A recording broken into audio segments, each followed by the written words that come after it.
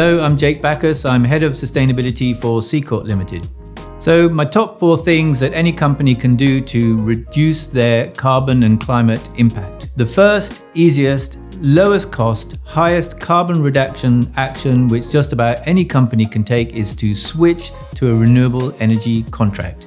This is your Scope 2 impact, or within your Scope 2 impact.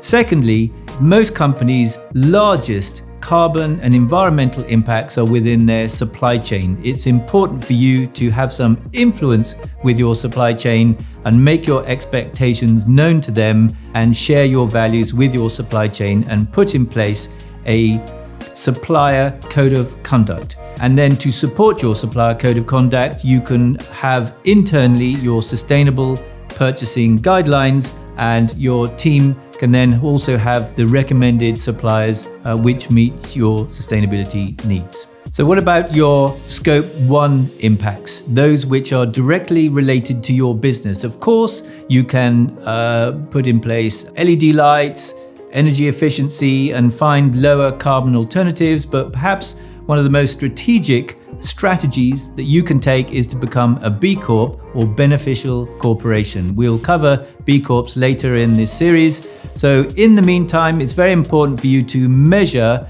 your carbon and environmental impacts and put in place targets to reduce those.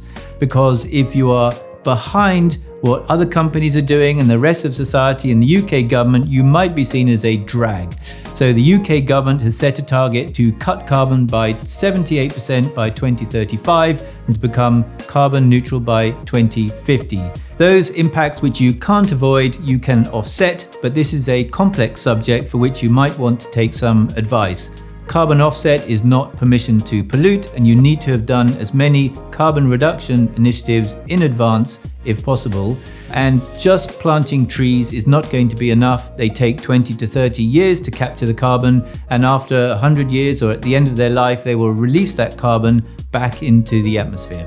Finally, be an advocate. Make your voice heard. Government listens disproportionately to business, and it's important for you to stand up and say what you believe in. One of the things you can do is to support the Climate and Ecological Emergency Bill.